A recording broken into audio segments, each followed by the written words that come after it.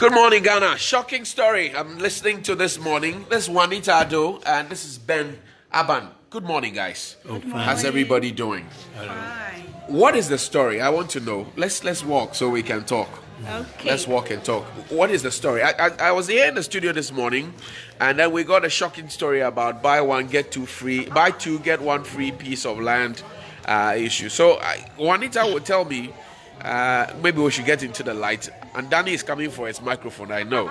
But listen to this, because we need to be very, very careful where we put our money these days. And we need to be very, very careful.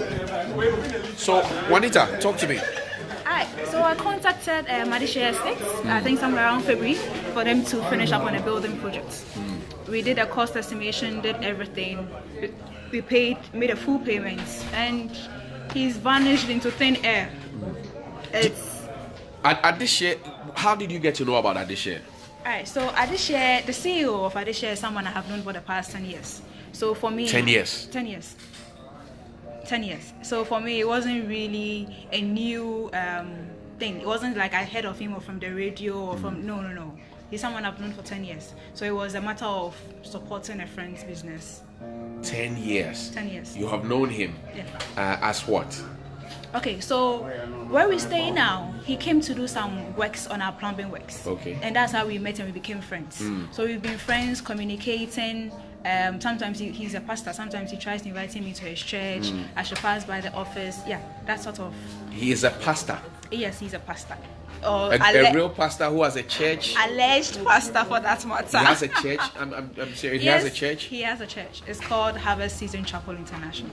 So is the church functional? The church, since he has squandered, I'm told the church is closed. The church is functioning.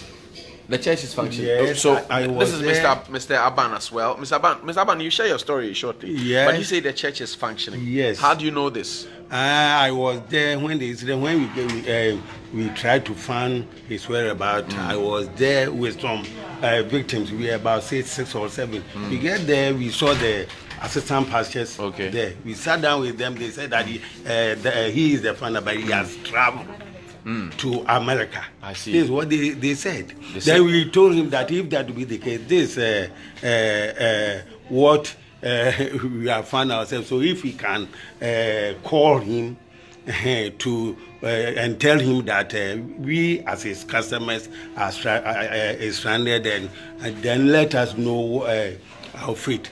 Then he said that he would do that, but later he called us that when he called the number is not going again.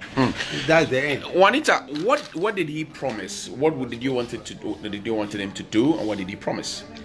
So he was just doing petty finishing works on a building project, electrical works, plastering, painting, fixing of doors, fixing of windows. That's about all. And so, how much was involved? What did you discuss with him? That he's going to do the first part, you pay him this, second part, you pay him that. What did you discuss? I'm curious to know. All right. So the total cost came down to about 25,000 Ghana cedis. He would have been happy if he had paid all the 20 at a go. But then it wasn't possible. So I think the first payment I made to him was about 13,000 thereabouts. And then that was around June, July. He moved his workers there to go do some work. So what they did was they did a tubing for the electrical works, and then they did a bit of ceiling work. Okay. And then they moved.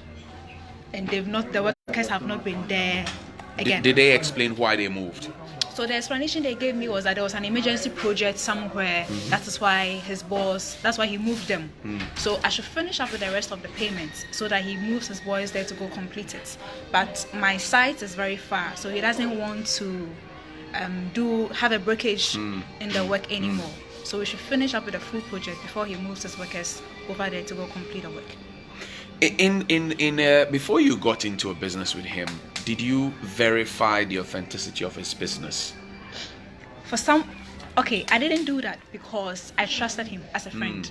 And like we said earlier, it's someone I've known for 10 years. 10 years? So there was no reason to doubt him? And, well, the pastor tag as well. There was no reason for me to doubt him. Interesting. Then Ben, this is also, you will talk. Look into the camera for me. You took money from your son to buy 4 plots. Yeah. Okay, 4 so plots. you buy 2 plots. The promise is that you buy 2 plots, you get 2 extra. Yeah. So your 4 plots would have been. No. You get 1 extra. You buy 2, one. you get 1. Yeah. So your 4 plots would have been 6 plots. Yeah, Correct? exactly. You took money from your son in Italy Yeah. to buy.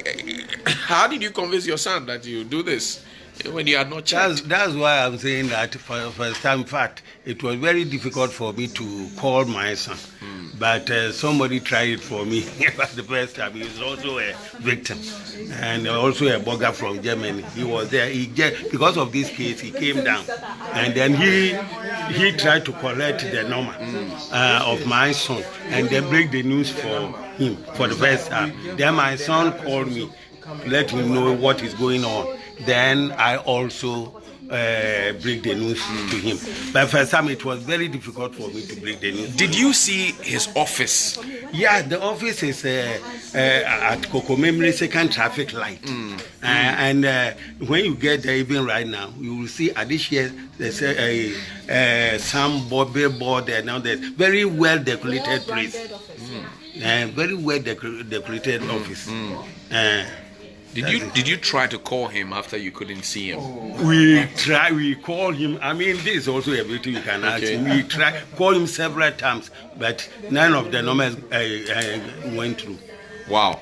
Chief, good morning. Good morning. I have not seen you yet. Tell me your name. What's yours? I'm Eric Jimadonko. Eric Jimadonko. Yes, sir. What's your story? I'm interested. I was at work one day and then heard on the radio station,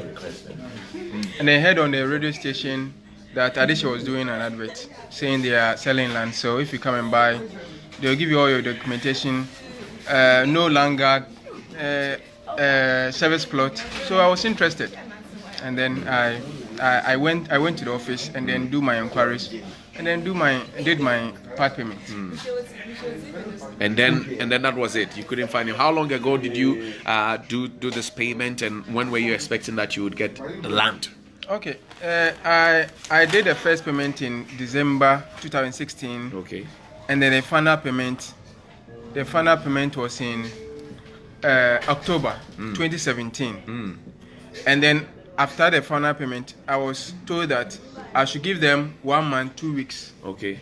For them to go and prepare the document, and then so that I'll get access to the document. And mind you, that's the story everybody gets. 6 weeks to prepare the documents, prepare the land for you to go, and then that's it. So now, what's your next line of action? What are you going to do? Because you've called him, his office is closed. What would you do? Oh, we've sent the matter to the police, headquarters CID, and they told us they are on it, and if they get any information, they will share it with us. And if also we have any information, we should also share it with them. How long did you report? I mean, it's ridiculous for the police to say if you have information, share we went there in July. We went to the office in July, and we found out that it has been locked. So the same month, we took the matter, even from the next day, we took the matter to police headquarters. Yes, and from July to January, we've not heard anything from them. The police have not been able to investigate from July till now. Yes. Do we know if the matter has been processed?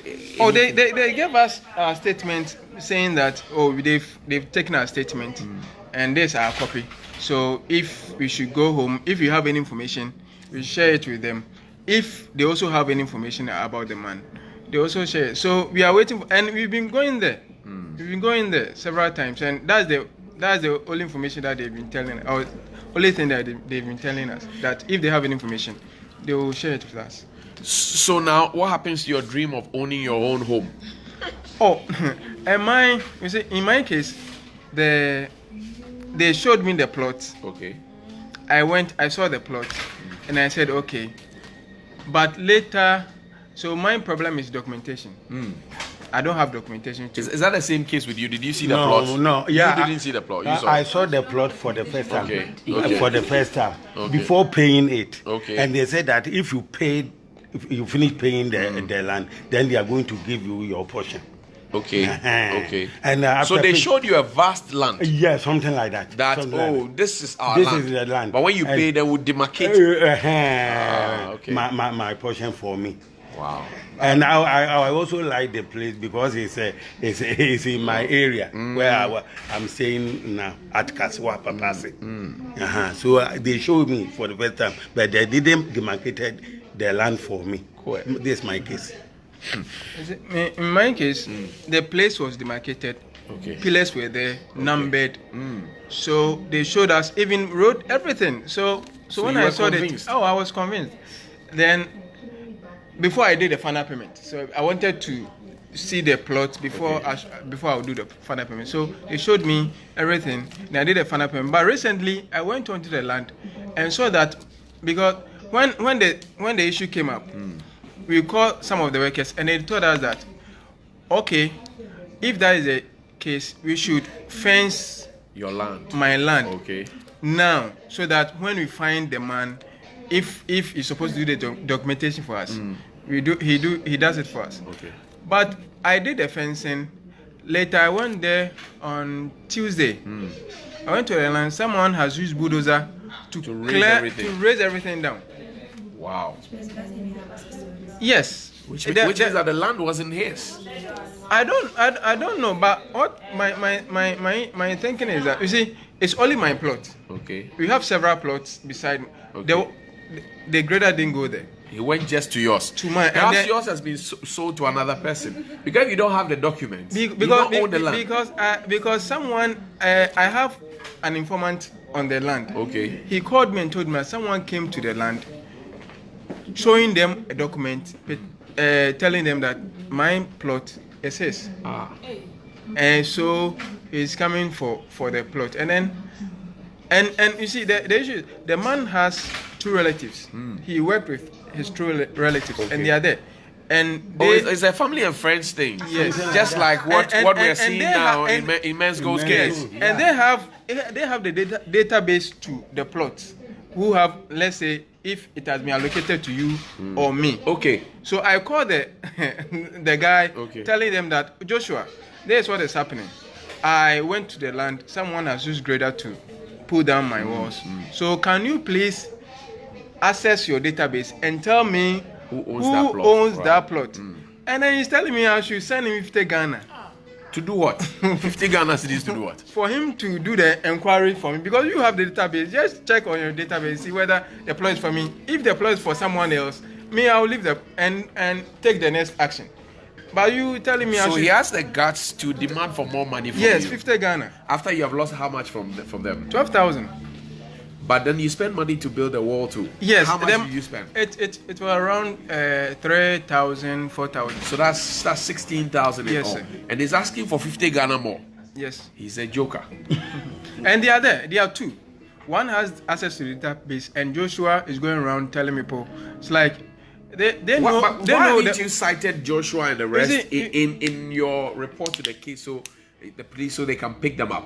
And it's been over 6 months now. Yes, but as I said, they are also hiding. Yes, but they only pick your call, but you cannot see their face. But we have their images, everything. So if I should meet him now, I can make him out. But as for the addition man, the main addition man, what's his name?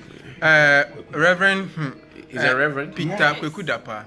He's a reverend. Yes. No, you are not serious. Yes. I can tell you his church. He's the founder. Of what? He's the founder of Harvest Season Chapel International. Wow. He's been harvesting. At Matayeko, New Land. He's a reverend minister. Yes. Wow. The church is there. When you go there today, right now, and it's a church, you will see the other pastors. Doing some prayers.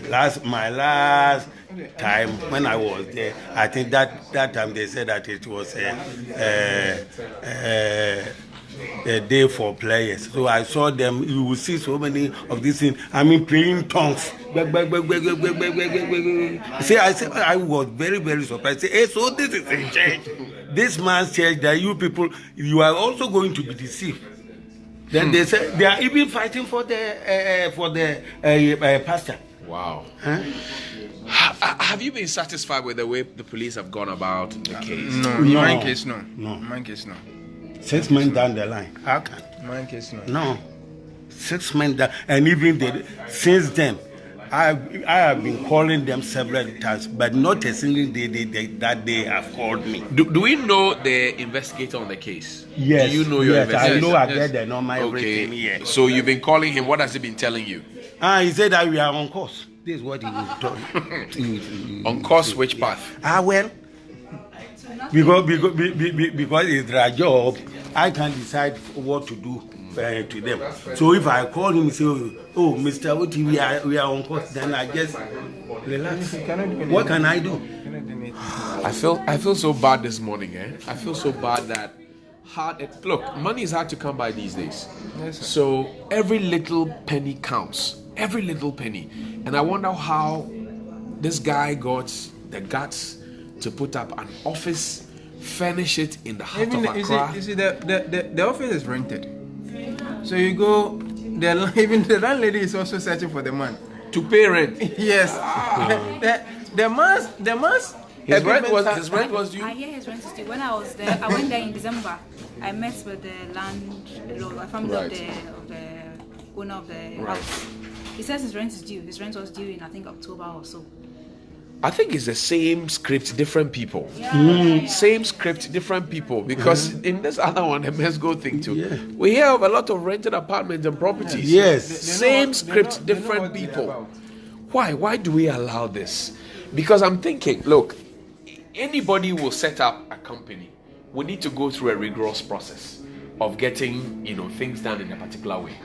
And so, if you are selling lands, the Lands Commission, of course, it has to be your partner, because once the land is sold, you have to go there and go and register for 6 weeks. And one I was, you see, when I needed the documentation, I contacted Joshua. I said the man's relative. His relative. And the one who has the database. Yes. And he told me that he can do the documentation for me. Okay. So for the documentation, I should pay 2,000 Ghana cedis. And you know what? He will send the documents to. They say there's a surveyor at land. Okay. Who do everything, because he does the man's project for him. And some people have paid and they've gotten there, but it's not signed. Some people have paid the 2,000. How is that document? Worthy? Someone paid and then so you have paid 2,000. Yes. You get the document, but it's not signed. But then it's no document. And it's no document. It's 419 document. And people are paying. Okay. The same Joshua, I had a story through another victim who is currently out of the country. Just like what Eric is saying. He called him, told him that, he should just pay him the money. He will do his documents for him and then secure his piece of land for him. The same Joshua. And now the victim I'm talking about says when he calls the Joshua now, he doesn't pick his calls anymore.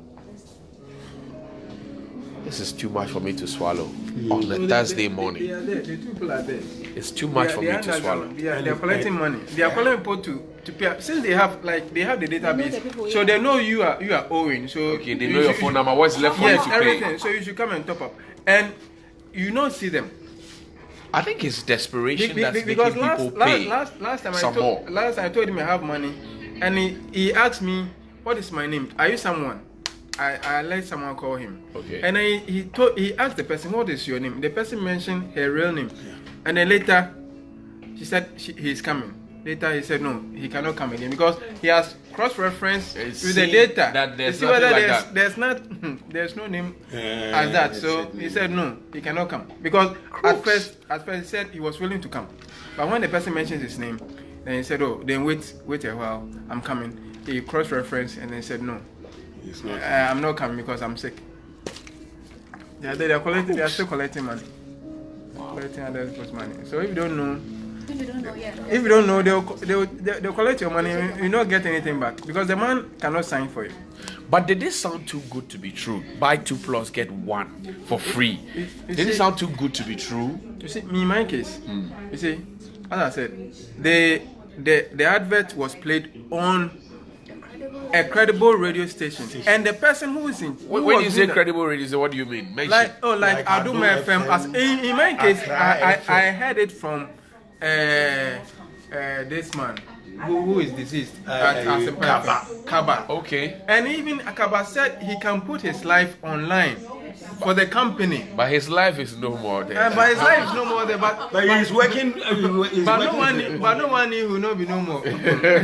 But he said he can put his life online for the company because they are doing a genuine business.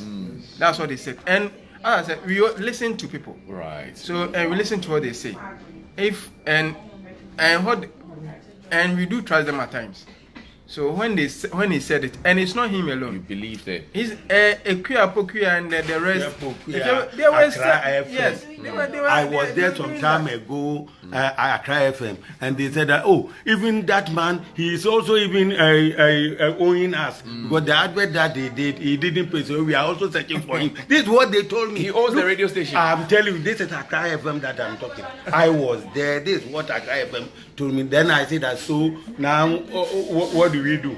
You as a credible radio station, I know that you should, check the man's background before, even call people, because your station, you are going to incite people to go and pay something. So you should do that. Do a diligence, so that not for somebody to go and fall into a hole. Now look at what you are also telling me, that the man's own you. So what do we do?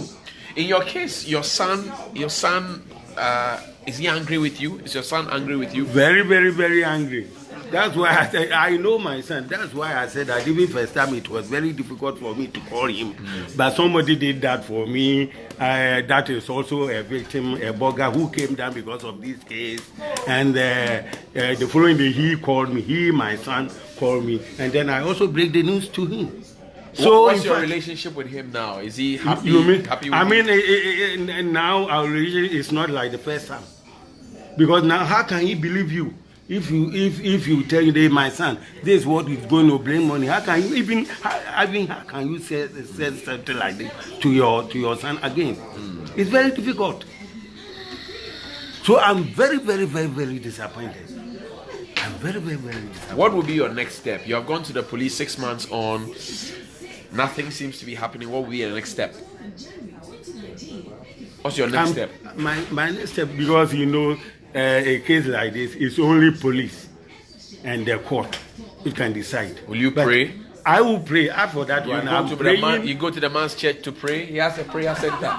To the man's church. Yeah. After that, but you met people praying there. I'm not a member at that church. Okay. So I will pray. I'm also a Christian with a different church. So I will pray. I will go there, and not even going to the church. Morning time, evening time, when I want to sleep, I pray that God should intervene, so that that's dangerous prayer.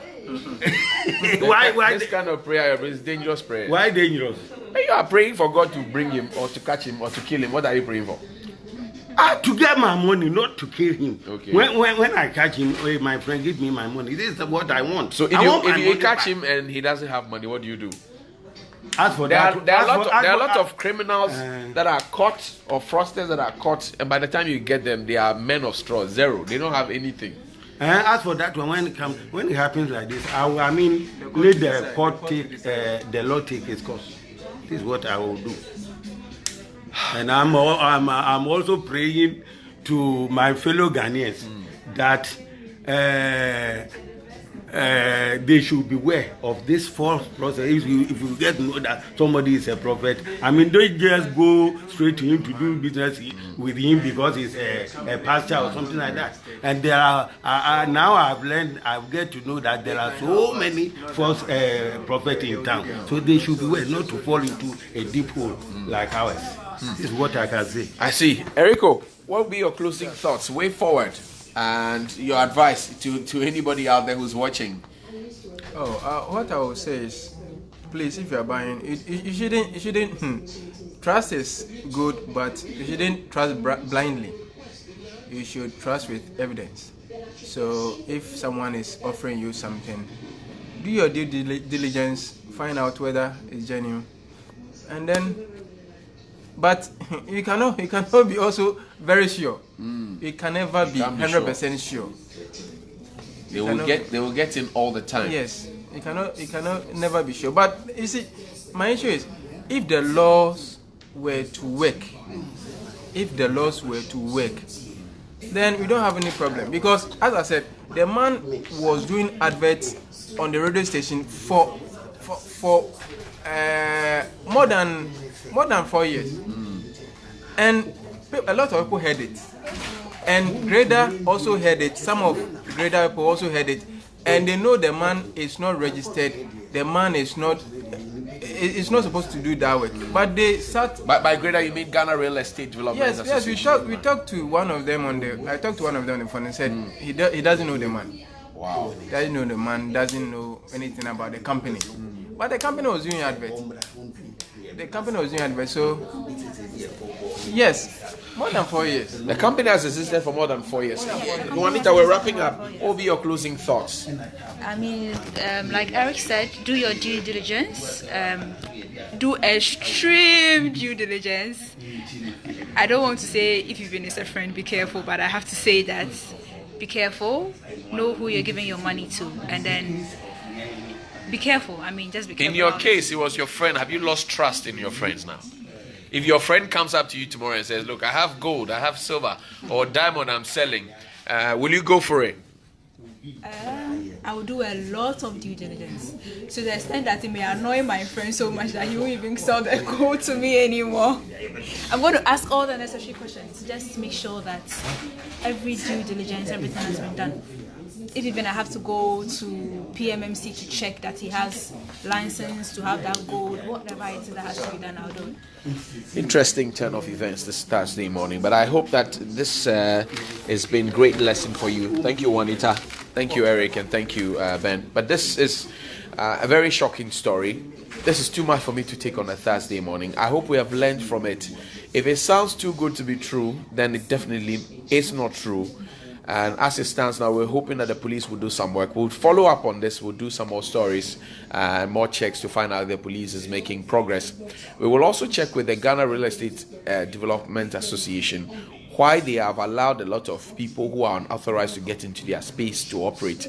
We'll also find out from a psychologist, if you will, what will make people move into such realms. Of course, we have housing deficits in this country, but is that enough justification for people to get in and have a field day and to do people of their very hard-earned money? Community Connect will follow through with this and bring you all the detail. Have a good morning and look sharp. Be wise.